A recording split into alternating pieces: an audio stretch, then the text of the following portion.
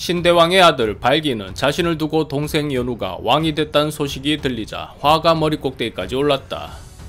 이것들이 나를 또 개무시하고 저희들끼리 지랄들이네. 아버지 때는 어쩔 수 없다 하더라도 이번만큼은 못 참는다. 이에 발기는 군을 일으켜 왕궁을 공격했다.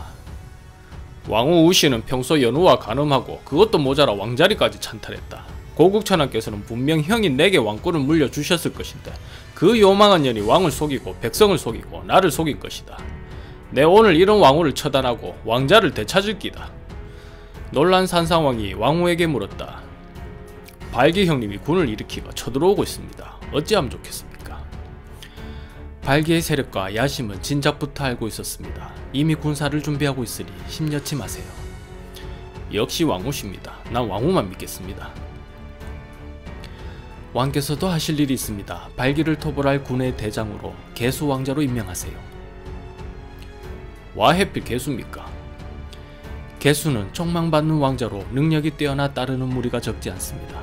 고구천왕께서도 특히 개수를 아끼셨고요. 놔두면 왕실의 근심거리가 될 것입니다. 이번에 개수 왕자를 대장으로 보내 발기와 싸우게 만든다면 누가 이기던 두 걸림돌 중 하나는 제거할 수 있습니다. 산상왕은 왕후의 계책에 감탄하는 한편 그녀의 비정함에 선뜻함을 느꼈다. 곧바로 산상왕은 개수를 불렀다.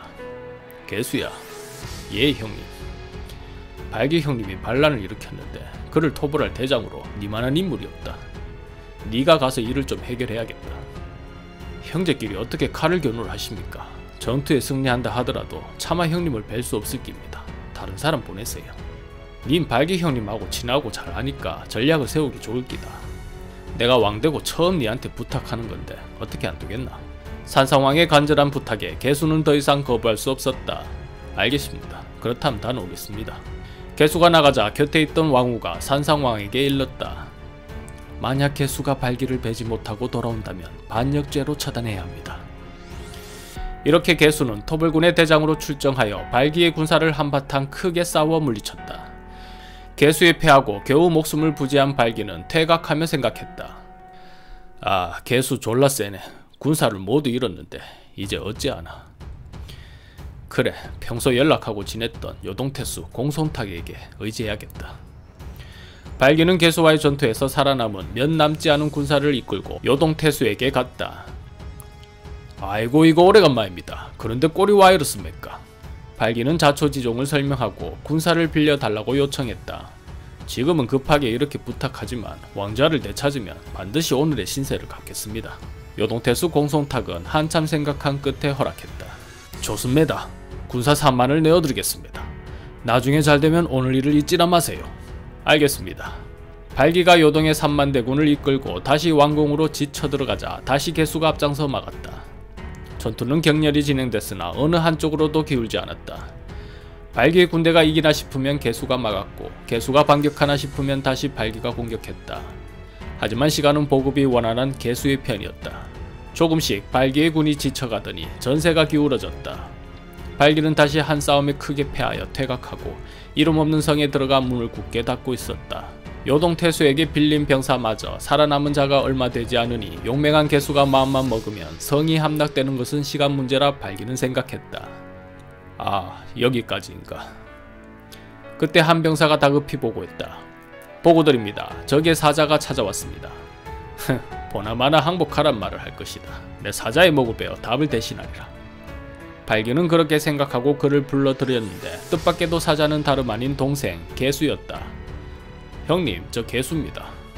동생을 알아본 발기가 놀라 물었다. 니 미친나? 사자로 어떻게 니가 올 수가 있노? 죽고 싶어 환장한 기가. 뭐 어차피 저는 돌아가면 죽은 목숨입니다. 이래저래 죽을 거라면 형님 손에 죽을랍니다. 어차피 죽다이 그게 무슨 말이고?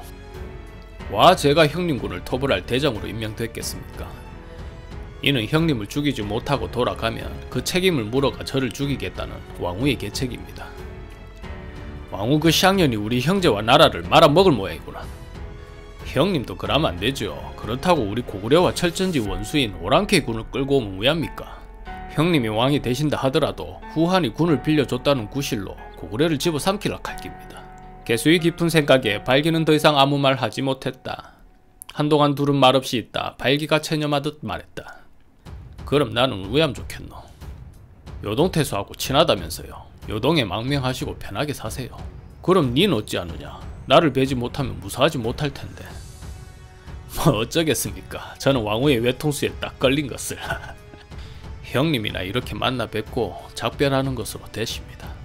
개수의 그 같은 말에 발기가 하염없이 눈물을 흘리다 이내 결심하듯 말했다. 동생이 이렇게 깊은 생각을 하는데 형이 되어 부끄럽구나. 어떻게 외국으로 도망쳐가 내만 편히 살겠노. 그러고는 칼을 뽑아 목에 대었다. 형님 와 이러십니까? 이 형의 목을 가져가 너는 살아남도록 해라. 대고구려를 부탁한다. 개수가 미처 말릴 틈도 없이 발기는 그대로 자신의 목을 베어 자결하였다. 개수는 쓰러진 형 발기를 안고 하염없이 울었다. 이렇게 고구려 왕자의 난은 발기의 자결로 마무리되었다.